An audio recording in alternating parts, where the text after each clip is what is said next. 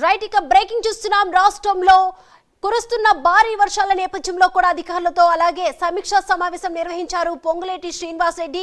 ఎలాంటి చర్యలు తీసుకోవాలి అంటూ కూడా జిల్లా కలెక్టర్తో మంత్రి పొంగులేటి శ్రీనివాస్ రెడ్డి వీడియో కాన్ఫరెన్స్ నిర్వహించినట్టు తెలుస్తుంది. వచ్చే 3 రోజుల్లో భారీ వర్షాలు పడే అవకాశం ఉందని, అలాగే ఎలాంటి ప్రాణ ఆస్తి నష్టం జరగకుండా ముందస్తు చర్యలు చేపట్టాలని కలెక్టర్లకు ఆదేశించారు.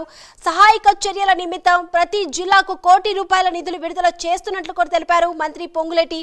ఇక వర్షాలు తగ్గుముఖం పట్టే వరకు కూడా అధికారులు సిబ్బందికి సెలవులు రద్దు చేయాలని కూడా మంత్రి పొంగులేటి సూచించారు. ఇక ప్రధానంగా గ్రేటర్ హైదరాబాద్ లో municipal, metro, water board, traffic విభాగాలు కూడా సమన్వయంతో పనిచేయాలంటూ కూడా స్పష్టం చేశారు. ఈ అంశానికి సంబంధించి ఓవరాల్ అప్డేట్స్ అందించడానికి మా ప్రతినిధి అజీం సిద్ధంగా ఉన్నారు. అజీం,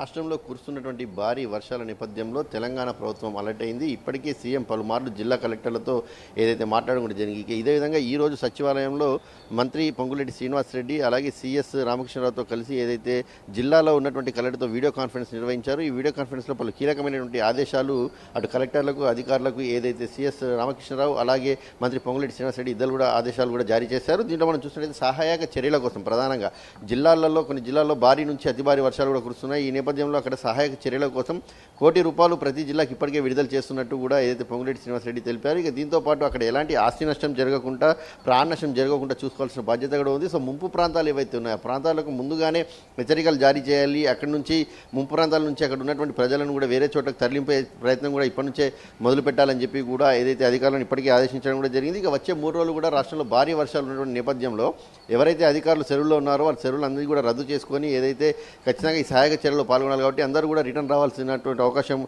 ఖచ్చితంగా రావాలని చెప్పి కూడా ఏదైతే సిబ్బంది సెలవులను రద్దు చేసి వెనక్కి పిలిపించాలని చెప్పి కూడా అధికారులకు ఆదేశాలను కూడా జారీ చేయడం కూడా జరిగింది. ఇక దీంతో పాటు ప్రధానంగా మనం చూసుకున్నట్లయితే గ్రేటర్ హైదరాబాద్లో వర్షం కురిస్తే ఇక్కడ జామ్ అయ్యేటువంటి నీళ్ళ పరిస్థితి తెలుసు, అలాగే ఇక్కడ ట్రాఫిక్ జామ్లో ఇబ్బందులు కూడా అందరికీ తెలుసు. ఈ నేపథ్యంలో గ్రేటర్ హైదరాబాద్లో ఉన్నటువంటి అధికారులు ఎవరైతే ఉన్నారో ముఖ్యంగా municipal, metro, water board, traffic విభాగాలు 3 విభాగాలు కూడా కలిసి పనిచేయాల్సిన అవసరం ఉందని చెప్పి కూడా పొంగులేటి శ్రీనివాస్ రెడ్డి ఇప్పటికే వారిని ఏదైతే ఆ కలెక్టర్లకు అలాగే ఇక్కడ ఉన్నటువంటి అధికారులందరూ కూడా ఆదేశాలు కూడా జారీ చేయడం కూడా జరిగింది. ఇక వర్షాల పట్ల అప్రమత్తంగా ఉండాలని కలెక్టర్లకు ముందస్తుగా అంటే ఇప్పటికే రాష్ట్ర ప్రభుత్వం అలర్ట్ అయింది. నిన్న ఏదైతే దామోదర్ రాజనరసింహ కూడా ఏదైతే వైద్యశాఖకు సంబంధించిన అధికారులు కూడా అందరూ కూడా ఈ రద్దు చేసుకోవాలి, సెలవులు ఉన్నవారు అందరూ రద్దు చేసుకునే సహాయక చర్యల్లో పాల్గొనాలని చెప్పి కూడా ఏదైతే ముందస్తు జాగ్రత్తలు కూడా ఇప్పటికే తెలపడం జరిగింది. అలాగే నీటిపారుదల శాఖ మంత్రి ఉన్నటువంటి ఉత్తమ్ కుమార్ రెడ్డి కూడా కలెక్టర్లతో వీడియో కాన్ఫరెన్స్ నిర్వహించి కూడా పలు జాగ్రత్తలు అక్కడ ఉన్న డ్యాంల పరిస్థితి, డ్యామ్ ముంపు ప్రాంతాల్లో ఉన్నటువంటి ప్రజల పరిస్థితిపై అడిగి కూడా తెలుసుకున్నారు. ఈ రోజు కూడా ముఖ్యమంత్రి రేవంత్ రెడ్డి ఆదేశాల మేరకు సచివాలయంలో సిఎస్ రామకృష్ణరావుతో పొంగులేటి శ్రీనివాస్ రెడ్డి సమీక్ష సమావేశం నిర్వహిస్తున్నారు. పలు కీలకమైనటువంటి ఆదేశాలే ఇప్పటికే